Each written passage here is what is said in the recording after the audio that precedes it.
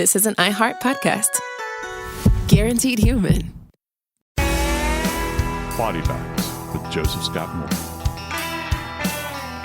I don't know of too many people that would want to be admitted to the hospital. If they had their way in a perfect world, it's certainly not a place where you go to rest, because if that's what you're looking for, rest, that is, go buy an airplane ticket, go some isolated location and rest there, or just stay at home. Hospitals are one of these places that's like a beehive. I've worked in them. I've always thought of them that way. You've got worker bees that are scurrying all over the place. They have these very specific jobs that they do. And everybody's important. It doesn't matter if you're the chief of neurosurgery or you're the janitor. Everybody has a job, and if part of it breaks down, then everything else begins to erode. Well, just like any other kind of,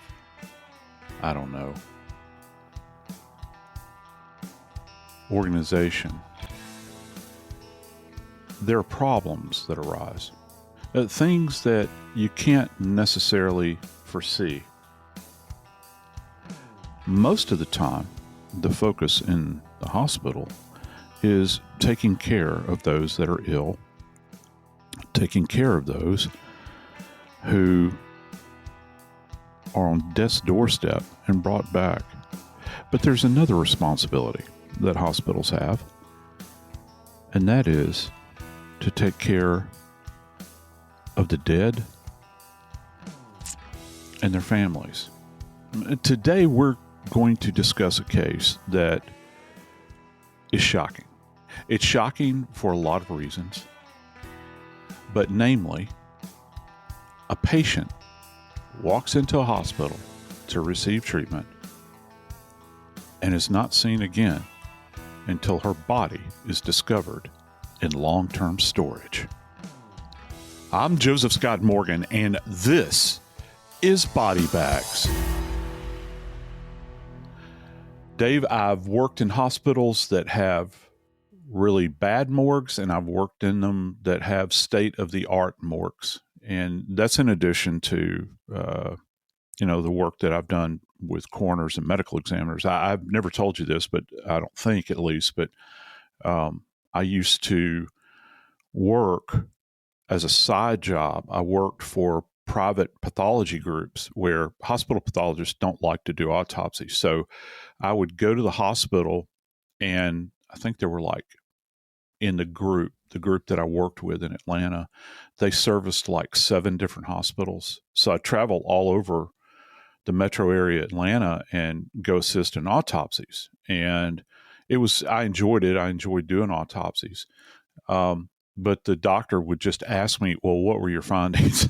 And they might not ever walk into the morgue. And it varied from doctor to doctor.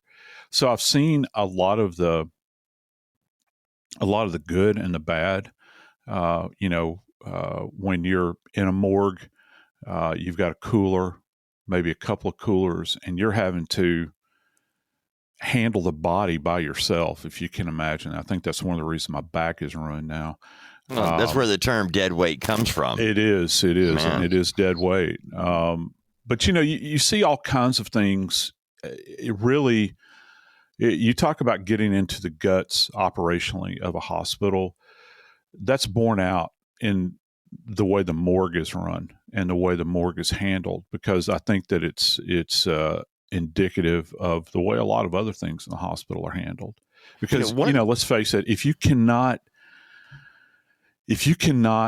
respect the dead, that's a real baseline kind of thing. If you cannot, how are you treating the living? Because the dead, people might not agree with this, but the dead are the most helpless among us, right? They're totally dependent upon us, and by extension, their families too. Well, one of the things in a funeral home is you cannot leave a body alone in the funeral home, because if something happens, if there's a fire, somebody has to be there to get the body or bodies out of the funeral home. Now, I don't know if that's still a law.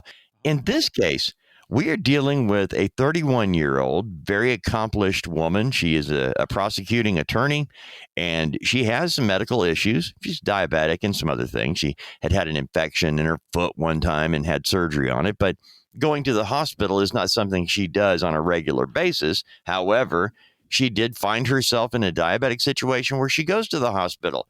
But after 2 days, she calls her mom. Hey, come and get me. I need to get out of here, Now, there's a little blurriness as to what transpired at this point with Jessie Peterson. But no matter how it happens, at 2:30, on April the 8th, she calls her mom. Would you come and get me at the hospital? All right, Jessie, on my way. When mom arrives around 4:30 or so, Jessie's not there. Where's my daughter? What are you talking about? I don't know. She checked herself out and left. They actually tell her that. I talked to my daughter 2 hours ago. She said she was leaving. Where is she? She checked herself out and left. Now, mom immediately starts looking for her because why would the hospital tell her something wrong? She can't find her. Calling friends, calling family, checking around, can't find her anywhere. She was in the hospital, checked herself out, and now she's missing, Joe. They actually look for her, and then they do the standard, turn her in as a missing person. She's an adult. Here's the problem. We've gone through this before. She's a 31-year-old accomplished adult. She has the right to disappear herself if she wants to. Yep. Might not be what we'd want for her, but that's what we say happened. So there you go. For a year, Joseph Scott Morgan, for a year, the family is looking. For a year, they're calling the police for updates. For a year, they're organizing people to go out and look. For a year, they are talking to homeless people. And they mentioned this in some of the stories I've heard.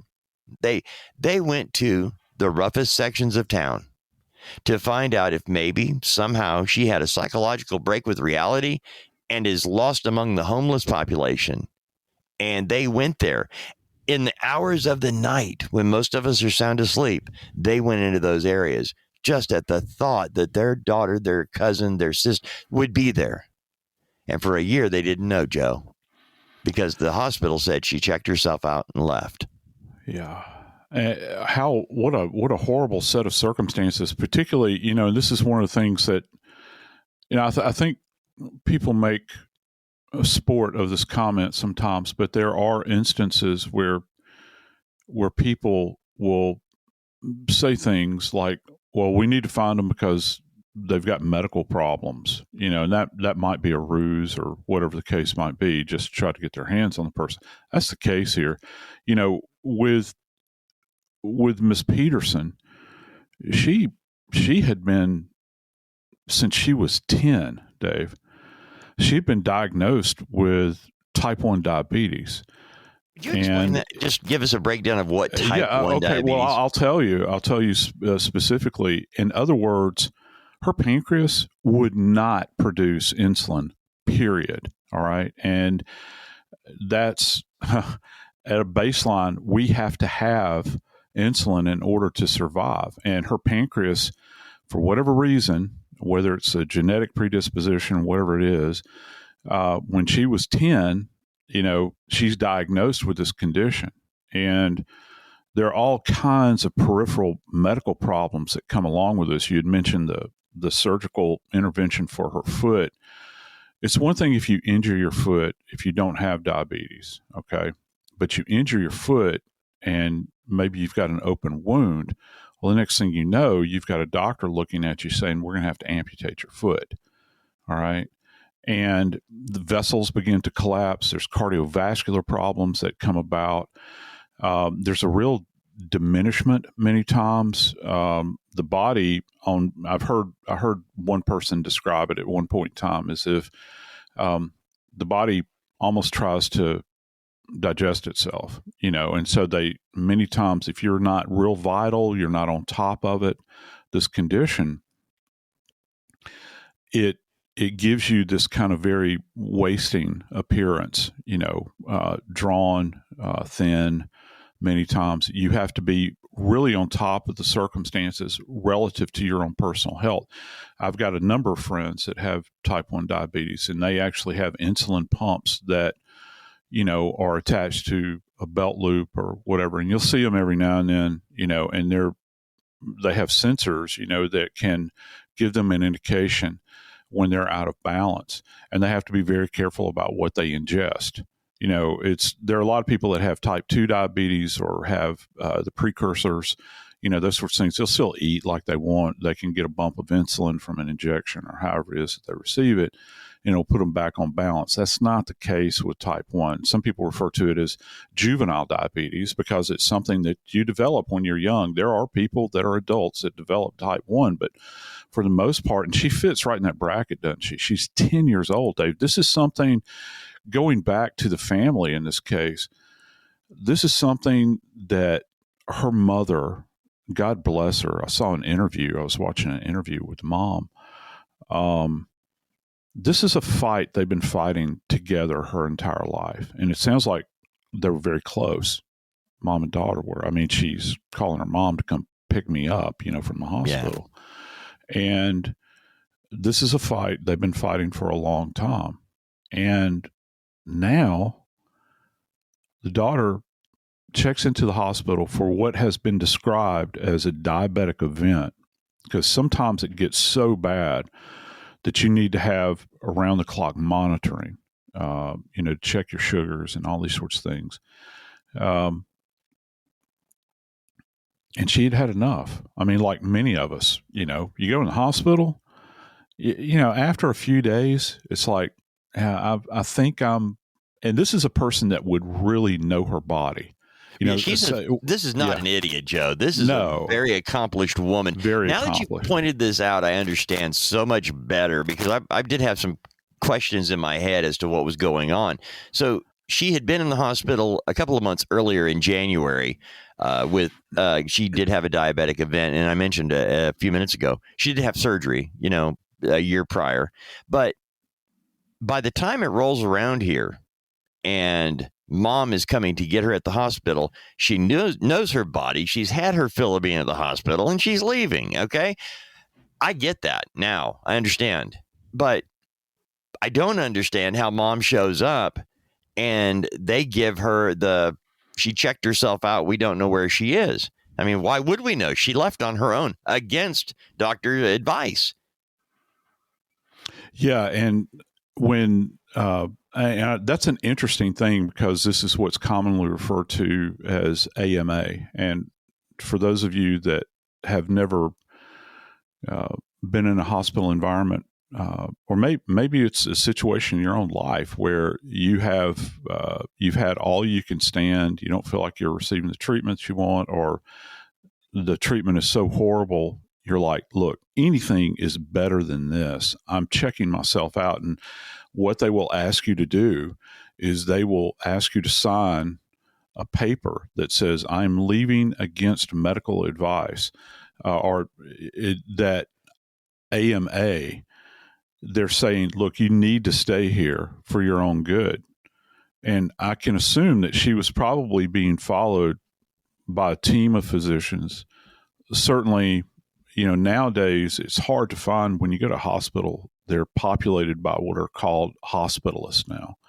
And hospitalists it's not like the old days where you would have your own personal physician and they would have privileges at the hospital. And I guess they still do have privileges, but you're going to be treated by what's referred to as a hospitalist. And they're like all things to all people.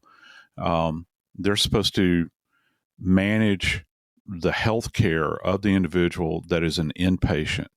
And they'll be called up to ICU. They'll be called, perhaps to the adolescent ward.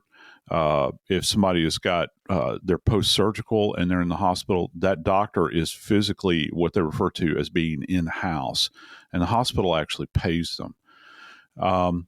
Some people are fans of this. Some are not. I've heard both sides of it over the years, because you don't, it's one thing. And plus people get used to having their own doctor. The best doctor I ever had was this guy he's now retired. Dave, he could treat just about anything. And he was an old country doctor, and the kind that, would give it to you straight. you need to stop eating like you're eating, or we're going to do this for you, or this is the advice, or my friend over here is a great specialist. I'm going to say those people don't exist so much as they used to, I don't think, in my opinion. But she would have been followed probably by, I hope, by an endocrinologist, who an endocrinologist is an individual, and she would have had to have had one on the outside that's following her specifically for the treatment of her type 1 diabetes. But I know this. You're talking about a woman, Jessie Marie Peterson, who had a great relationship, we believe, with her mother, a great relationship with her sisters, and all of a sudden, she just walks away from it all, a life that she had built, a life that she had struggled to form, in spite of type 1 diabetes.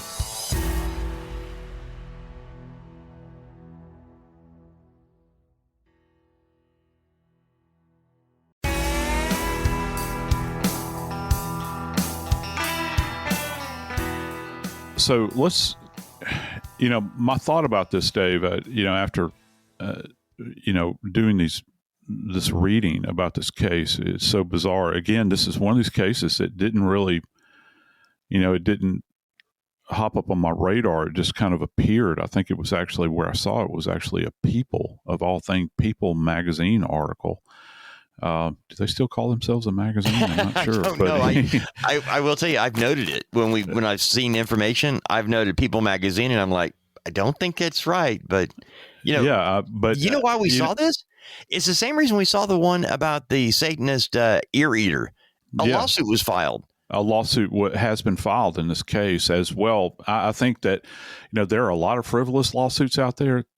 Buddy, this ain't frivolous. This is something that, I think that this is certainly justified. But this is taking place in California, up in Carmichael, California, and kind of setting the stage here. Jessie had previously been a prosecutor in Placer County, California. Now, this is far northern California. I've never been able to really understand how, Californians divide the state up. They're very sectional, but this is near the Nevada border, or Placer County is near the Nevada border, where she was a prosecutor. Mountainous terrain, probably very, very beautiful, high desert maybe in some of those locations up there. But to that point, she had all she could stand. She had been admitted back on April the 6th, 2023. And I think that it was like at 2:30 in the afternoon on the 8th. She says, I'm going to call Mama and have her come pick me up. I've had all that I can stand at this point. You pointed out something, Joe, about her being diagnosed with type 1 diabetes as a 10-year-old. And we're talking about somebody who has lived with diabetes for 21 years and has been hospitalized for diabetic events in the past.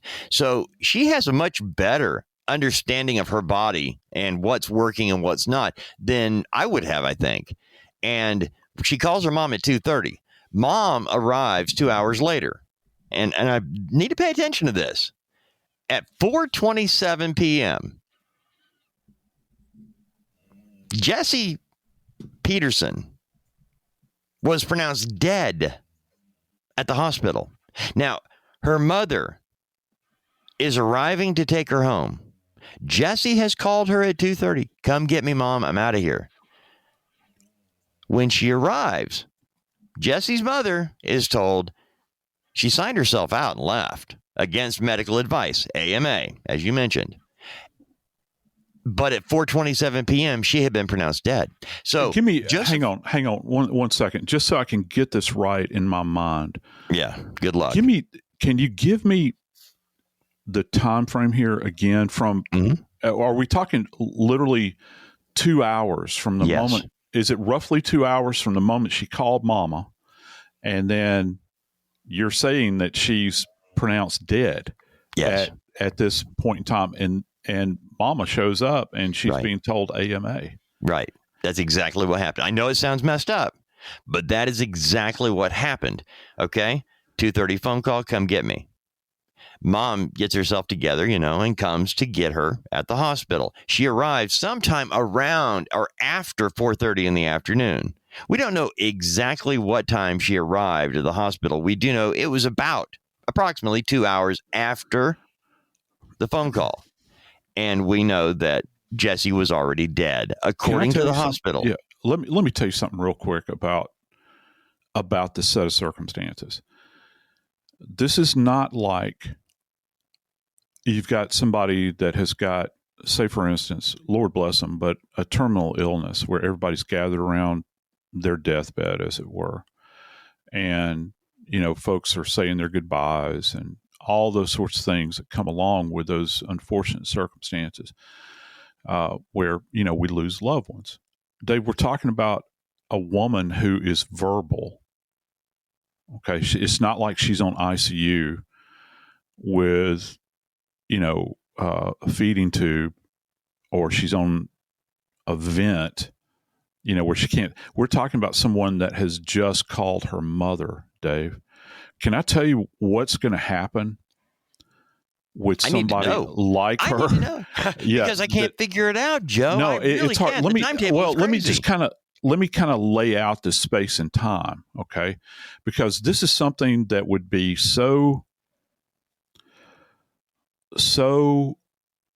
documented to the nth degree traditionally, because they would have had to what's referred to as running a code on her. Now, I know that people have seen movies and these sorts of things where, you'll have like traditionally the old way of doing things was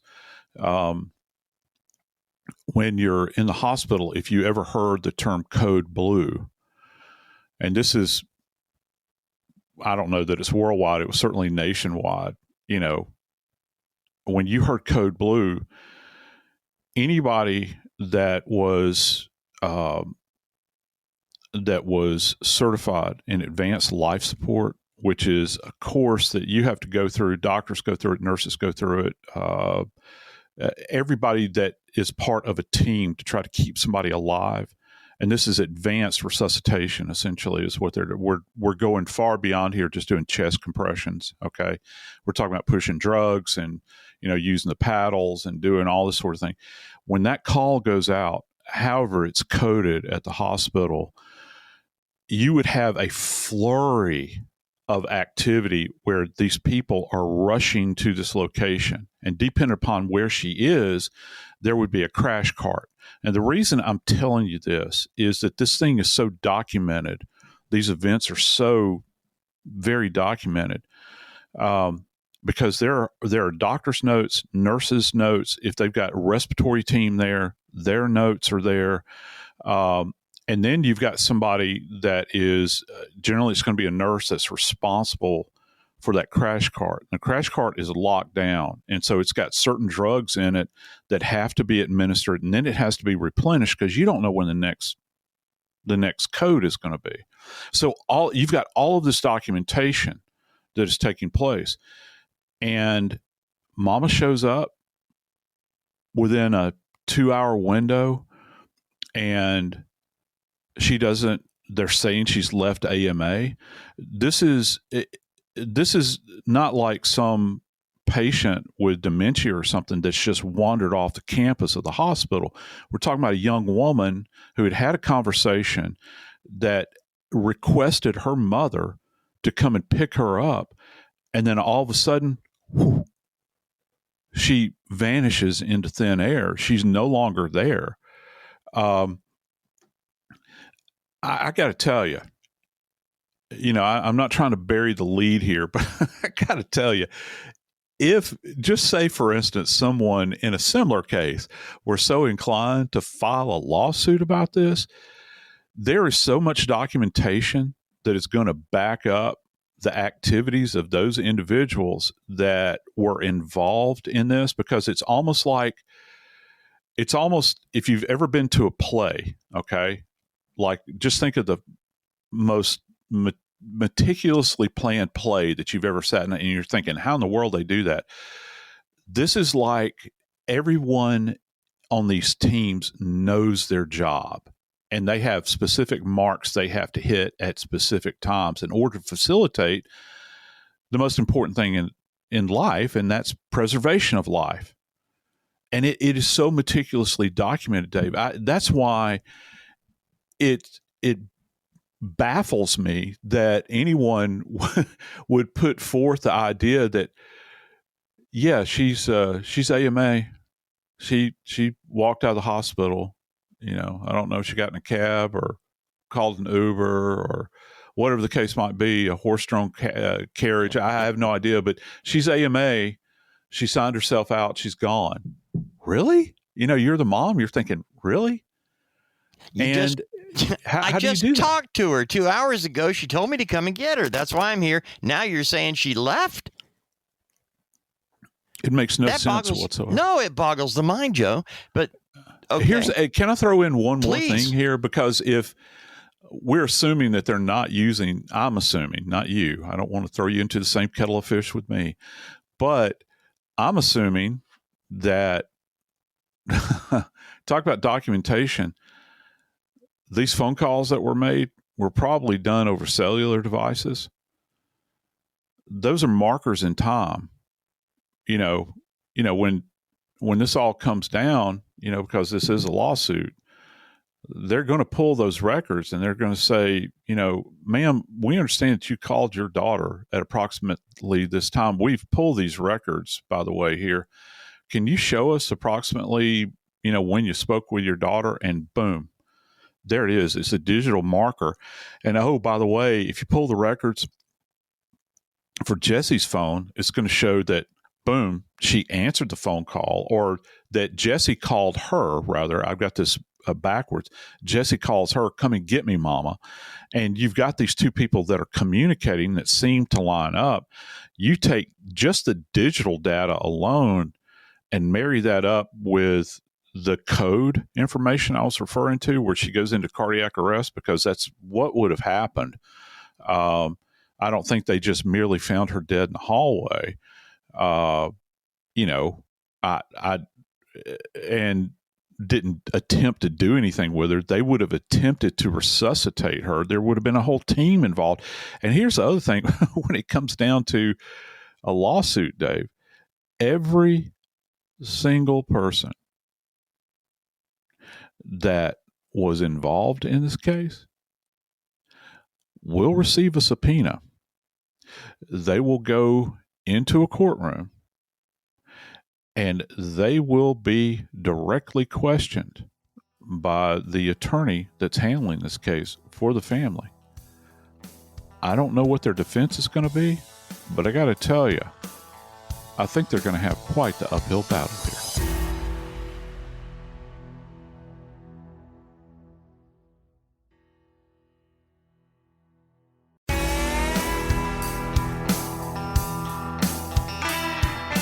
So your child, and trust me, they're still a child, 31 years old. You're a mama. This is somebody that you love. You're invested, all right? You love them. And particularly, you've been on this journey with them of type 1 diabetes. You understand, okay? You show up, and your daughter, who's, by all indications is in her right mind when she contacts you, she's vanished. Dave, I got to ask you a question as a daddy. Let me throw this out to you. Your child calls you and says, come and pick me up at the hospital. Brother, what? And they're not there? And you know that they've got a critical medical issue that, needs to be tended to. They've also previously got a foot injury. What are you going to do? I got to ask you, what knee-jerk reaction here, kind of what would be your initial response here? The same as you. I'm going to start looking. And I thought about this because mom shows up to pick her up. She's fully expecting her probably to be sitting in the lobby area ready to go or out front. I mean, she's not expecting to go to the room and find her laying in bed, not ready to go, because she said, I'm ready to go. Come get me. So when mom shows up and she is told she's not here, she left. She checked herself out against medical advice and left. Now, the knee jerk is going to, I believe, is the same for all of us. I'm going to stop messing with the hospital. I'm going to believe that what they're telling me is the truth, and I am going to react accordingly. My first thought, I'm looking around the parking lot. Yep. I'm going to look, is there a way she would have started walking? You know, why did she not wait for me to get here? She knew I was coming. It's only been a couple hours since we talked. How far could she have gotten? What transpired that I don't know? But you're going to believe that the hospital is being truthful. So immediately you're not going to start grilling them and let me see your charts. Let me see, you're not going to do that yet. You're going to do that later on. But right now you're looking, you're calling family. Hey man, she checked herself out and I can't find her. So it's going to start like that. You're really going to think I'm going to find her out here somewhere. She's just mad. I mean, those are the basic things I'm thinking as a parent. Yeah. And then it's going to go from that. Hey, wait, let me ask you a question real quick. Have you ever left a hospital mad? Guilty of the time. Guilty right here. I've been in a position where I don't care if I had to drag myself out on my bloody stumps. Yeah. I'm out of this place. Wow. But I mean, and that's certainly plausible. You've had enough. Yeah. So that's what I'm thinking as a parent, Now, the other part of this, and this is what we don't know. We know that the relationship between mother and daughter is very strong here because you mentioned this, and it's very important. For 21 years, mom and daughter have been bonded together over type 1 diabetes. This is not something you can ignore or take a break from. You don't get a vacation from this medical malady. You actually have this every day from the time you wake up till the time you go to sleep and during your sleeping hours. As a parent, we are concerned about our child. No matter how old they get, no matter how accomplished they become, they still have this underlying medical issue that requires constant attention. So she knows all these things. That relationship is that medical drama that is an everyday thing. So mom's concerned. What happened and where is she?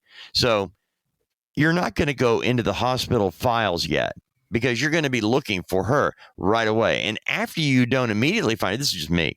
You got a couple hours tied up. Let's check all the basic places where we think she would go. Let's call all the friends we can think of that she would reach out to. But then there's going to be nobody has heard from her or seen her since I talked to her 2 hours before I showed up to pick her up. And so now you go back to the hospital. Well, probably report her to the police missing. They get brought in fairly early on. And because of the medical issue, we need help finding her. Yeah. And it's only going to be after that you go back to the hospital and say, okay, now you're going to show me the charts and reports of everything you described a few minutes ago. And that's where you're going to actually start getting into a full accounting of a minute by minute timeline to determine where she is. And again, from the hospital standpoint, Joe, she left. We don't know. It's like a third grader giving mom and dad an answer as to why they failed the test. I don't know. Yeah, let me tell you where this actually breaks down in kind of the structure, the hierarchical structure within the hospital. It's not going to be, it could be the physician that reaches out, that is the attending, the hospitalist. But if this is a hospitalist, keep in mind this individual moves on to the next case. Okay. And that's not an excuse. That's just the reality. They move on down the line. Where this really breaks down is a social worker, because there's a whole group of people within the hospital that are there for the care of families and also making arrangements for individuals that have difficulties in their lives or just, post-hospital treatment. They make everybody aware. And so in my experience, the social worker that works in the hospital and they are assigned, they're employed by the hospital, they're the ones that are actually tasked with contacting the family and making sure that the family understands everything. Well, we're at a point right now, Dave, where she's dead. Jessie's dead. All right.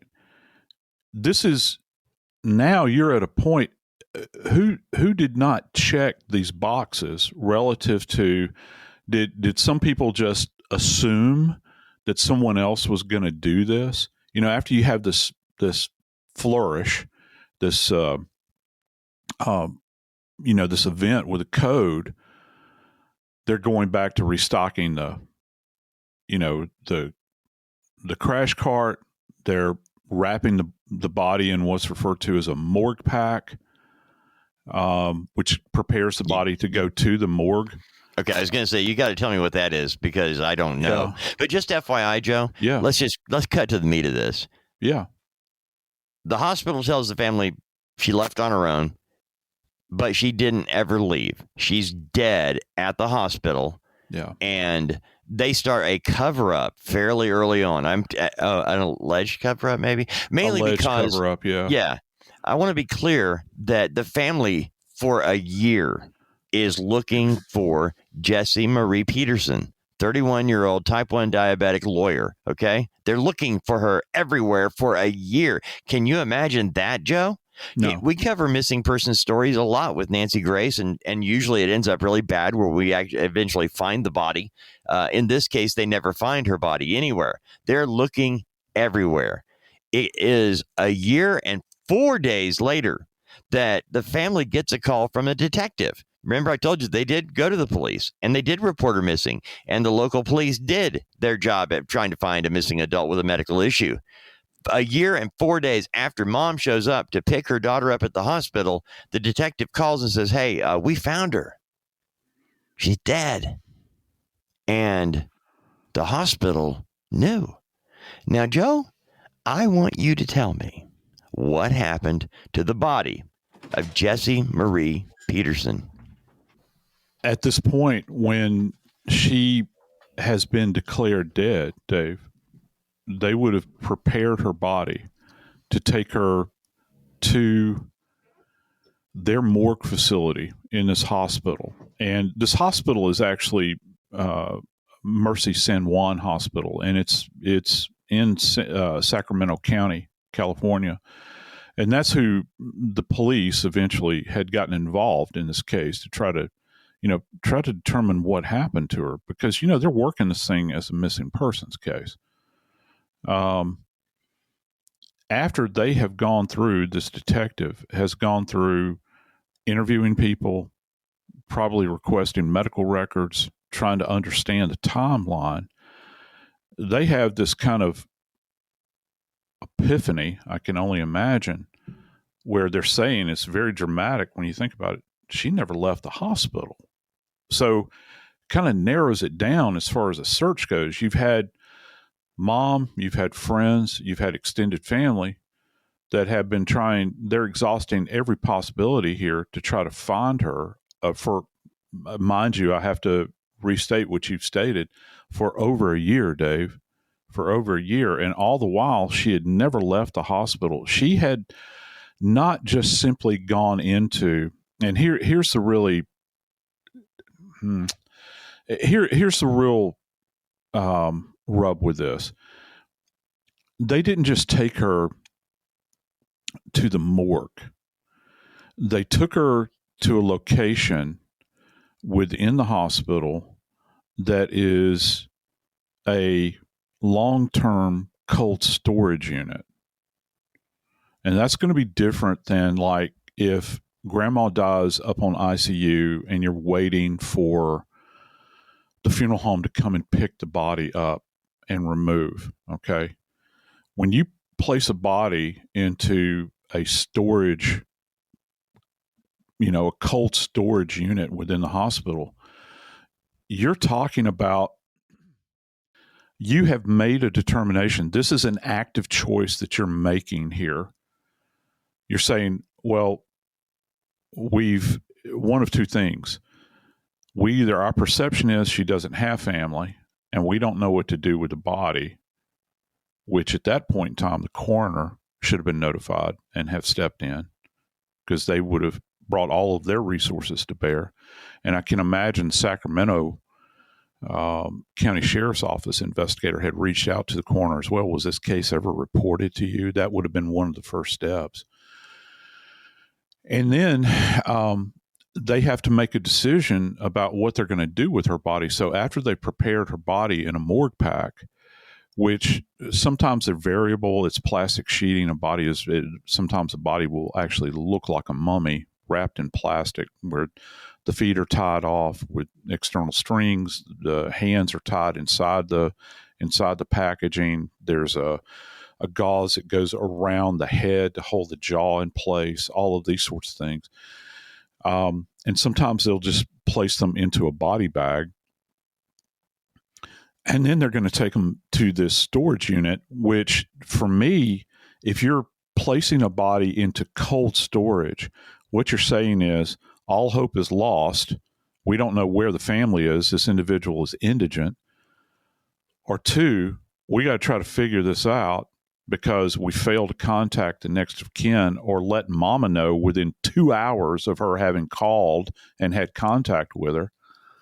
And it was just kind of pushed off into the ether there, where you're thinking, well, no one's going to miss her. No one has shown back up to claim her. But all the while, mama's out there looking for her now along with the police. And Dave, what this cold storage does to human remains, many people have this perception that if you take a body and you place the body into a cooler, okay, that the body goes into this kind of stasis where nothing changes with the body. Nothing could be further from the truth. Okay, that messes with me. That really does, because I assumed that, Joe. I really did think that if you pass away and you're put in something that will keep you chill, that everything stays the same and that they can look at you 2 years later and figure out what happened. I thought that would happen just because, I just thought that. I don't know why. I'm an idiot, but no, so what actually happens? I mean, why would you know that? I mean, most people don't know. I'm glad that most people don't know it, but but you're saying it's worse than that. It's the opposite of that. Well, it is. And here's one of the big things, with cold storage of bodies, what happens, as we all know, there's limited humidity. Okay. So the body is not retaining any kind of moisture at this point. So the body begins to dry out, essentially. Now, the body is cold. All right. It's cold storage. You're not going to have the profound decompositional odor that you would if, say, someone was left out, a body was left out and was not cold stored. And it knocks that down. However, there's a price to be paid. The body will be it will have a parchment-like appearance. You'll see like the fingertips. We've talked about this with the mummification, remember? Well, it's kind of the same principle in the sense that the body, because of the lack of humidity in this cold environment, which most cold storage is colder than a standard morgue crypt, because you don't want to put a body in cold storage unless they're going to be there for a protracted period of time. Remember, most of the dead that we deal with are fresh dead, and they're going to be released directly, to a funeral home. And even after we're done with autopsies and things like that, the funeral home can still work with the body, to get the body presentable for viewing and all that goes along with that. But with cold storage, one of the things that you'll see that's so profound, the eyes actually, you hear about people having sunken eyes. This is the absolute truth. The eyes do sink back into the head, and that's because there's a lack of moisture in the body. So just that in and of itself, that presentation, you would have a very difficult time trying to kind of, resurrect any kind of appropriate appearance for the body just based on the eyes alone. I've seen this over and over again throughout my career with bodies that have been in long-term storage. Secondly, the color of the skin changes. You will actually have bodies that, and these temperatures can get very, very cold. They're sub-freezing. The bodies will actually develop a red hue to them that's indicative of like freezer burn. Like you've heard the term freezer burn, that you have. There's not a dime's worth of difference between something that you would put into a deep freeze and deep freezing a human remain. So when, in fact, her body is finally found and located in the hospital, which now, Dave, we're talking, correct me if I'm wrong, in excess of 365 days. We're talking 369. 369 days since she was last known alive. She will have gone a long way down the path of change. And when they found her, Dave, when they finally located her body in this hospital, her remains are not viewable. So let's think about what this mama has been through. First off, she's been through, my daughter calls me because she no longer wants to be here. She shows up, she's told that your daughter's not here. She left AMA against medical advice. Now she's in a fever trying to find her daughter, flipping over every rock that she possibly can out there. This poor woman, living every night thinking, oh my Lord, has she been kidnapped? Has she been killed? Is she wandering the streets? She doesn't have her medication because, again, I bring us back to Jessie being 10 years old and mama having to watch over and take care of all of these needs. She's been wringing her hands for a year. Oh, and then by the by, she gets the call from the Sacramento Sheriff's Office from a detective that tells her, we found your daughter. I wonder if just for a moment, maybe there was a spark of hope just in that little second, perhaps, where mama thought maybe there's still a chance. She didn't realize that when the detective told her that,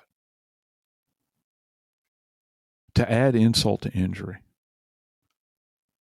she discovers that her daughter's body is so badly decomposed that they couldn't view her. They couldn't view her. They couldn't grieve her. They couldn't mourn her. She had been placed into that cold storage unit.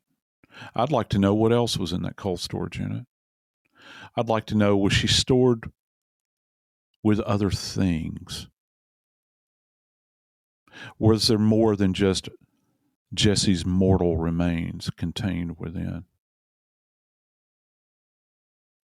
There is, under the sun, there is no explanation. There is no excuse that can be made for the decisions that were made. They say that broken hearts never mend. This is soul crushing. Absolutely soul crushing. And like it or not, the people at the hospital, the administrators, the medical staff, the doctor that didn't sign the death certificate for over a year, they're going to have to stand and deliver because they will receive a subpoena. They will go to a courthouse and they will have to explain themselves under oath. There will be more to come in this case, and I hope that we can follow up on it. Until then, I'm Joseph Scott Morgan, and this is Body Bags.